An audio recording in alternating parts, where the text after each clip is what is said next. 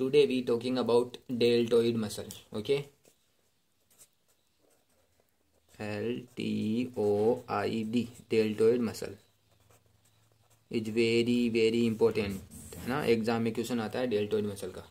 First देखते हैं इसका ओरिजिन। तो इसका ओरिजिन क्लेविकल बोन से भी होता है और स्केपुला बोन से भी होता है। ओके, तो देखो क्लेविकल में इसका ओरिजिन कहाँ से होता है? क्लेविकल बोन का जो लेटरल 1/3 होता है ना, उसके एंटीरियर बॉर्डर से। ओके, तो लेटरल 1/3 ऑफ शाफ्ट का लेटरल 1/3 होता है ना, 1/3 उसके एंटीरियर बॉर्डर से। ओके, ये तो क्लेविकल से इसका ओरिजिन हो गया। देखो, दिस इज क्लेविकल बोन और क्लेविकल का ये लेटरल 1/3 के भी एंटीरियर बॉर्डर से, यहाँ से, है ना, यहाँ से।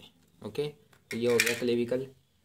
सेकेंड स्केपुला में इसका ओरिजिन देखो, this is scapula bone. Okay, तो ये आपको बताया ये एक्रोमियन प्रोसेस और आगे होता है ये कोरिकोइड प्रोसेस। ओके, और ये एक्रोमियन प्रोसेस यही होता है स्पाइनस प्रोसेस, है ना। स्पाइनस प्रोसेस ही आगे एक्रोमियन प्रोसेस में चेंज हो जाता है। ओके, ये एक स्पाइनस प्रोसेस और ये एक्रोमियन प्रोसेस। तो इसका ओरिजिन कहाँ से होगा? देखो, पहले ये एक्रोमियन प्रोसेस है ना, इसका ये मीडियल बॉर्डर और ये लेटरल बॉर्डर। तो यहाँ से lateral border of acromion process से जाएगा यहाँ तक। मतलब ये कौन सा, ये क्या हो गया? Lower lip of spinous process of scapula, है ना। ये अपर लिप हो गया स्पाइन का और ये लोअर लिप। तो ये ऐसे ओरिजिन हो जाएगा इसका। तो ये हो जाएगा ये मीडियल, तो ये lateral border of acromion process, है ना। और बाद में ओरिजिन हो जाएगा इसका lower lip of spine of scapula. Okay, ये दो जगह से ओरिजिन और हो जाएगा। तो एक्रोमियन प्रोसेस जो किस में होता है? स्केपुला में, SCAPULA, है ना। इसमें भी इसके लेटरल बॉर्डर से।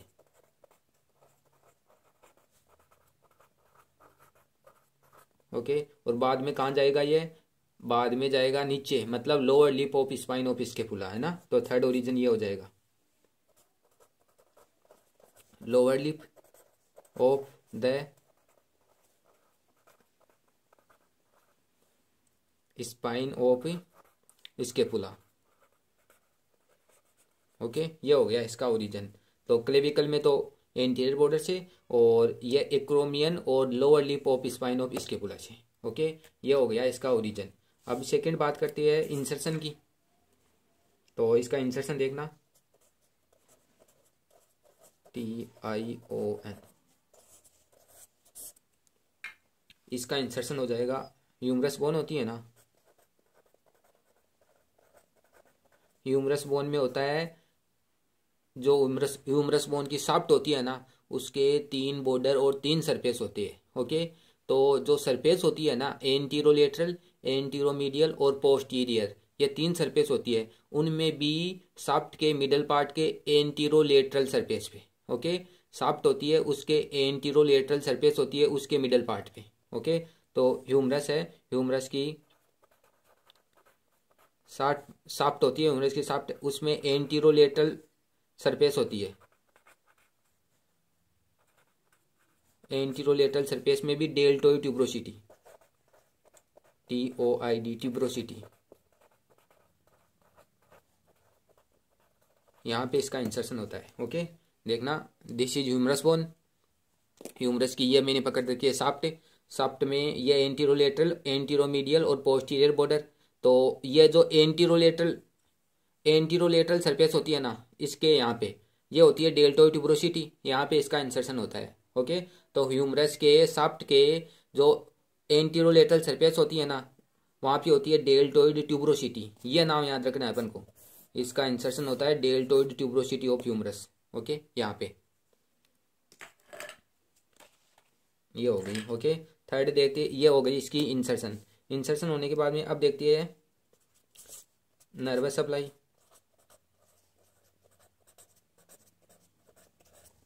ये इंपॉर्टेंट है ना, इसको कौन सी नर्व सप्लाई करती है? एक्सिलरी नर्व है, वेरी वेरी इंपॉर्टेंट। और इसकी रूट वैल्यू C5 और C6 है ना। ये बहुत ज़्यादा इंपॉर्टेंट है कि डेल्टोइड मसल को कौन सी नर्व सप्लाई करती है? एक्सिलरी नर्व है। ये इंपॉर्टेंट क्यों है? क्योंकि आपको पता है डेल्टोइड मसल होती है शोल्डर में, है ना। तो जब अपन शोल्डर में इंजेक्शन लगाते हैं ना, तो वो डेल्टोइड मसल में ही लगाती है, ओके। और डेल्टोइड मसल को सप्लाई करती है एक्सिलरी नर्व है।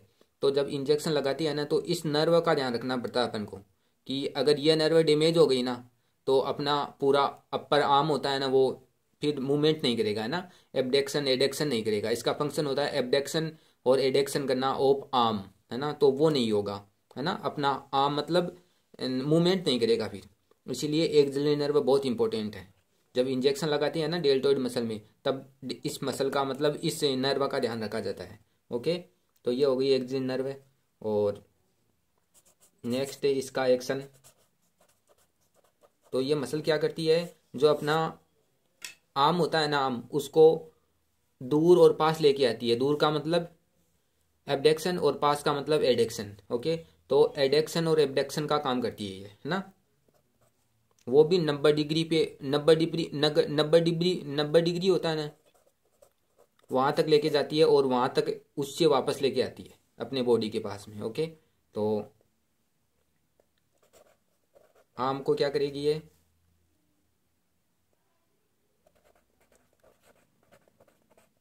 एबडेक्शन एंड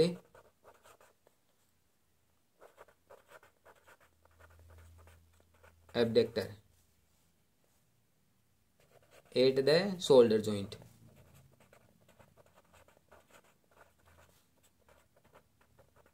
वो भी 90 डिग्री पे, ओके। तो this is deltoid muscle, okay. अब अपन इसको बोन पे देखते हैं। देखो, दिस इज क्लेविकल और ह्यूमरस, ये हो गया शोल्डर जॉइंट। शोल्डर जॉइंट होने के बाद में this is shoulder joint, okay. Shoulder joint और this is clavicle bone. Clavicle का ये एंटीरियर 1/3। तो ये क्लेविकल किसी अटैच होती है? एक्रोमियन प्रोसेस से, ओके। तो अब देखो, ये यहाँ से ओरिजिन होगा एक तो क्लेविकल के एंटीरियर बॉर्डर से, और दिस इज एक्रोमियन प्रोसेस का लेटरल बॉर्डर, और ये स्पाइनस। तो ये ऐसे ओरिजिन होगा इसका, ऐसे ऐसे ओरिजिन होगा। और फिर ये जाके ये रही डेल्टोइड ट्यूबरोसिटी, है ना। ऐसे जाएगी ये, ऐसे इस पे अटैच हो जाएगी, ओके। एक पॉइंट के रूप में डेल्टोइड ट्यूबरोसिटी पर इसका अटैचमेंट हो जाएगा, ओके। तो अब ये क्या करेगी? आर्म को ऐसे बाहर लेके आएगी, है ना।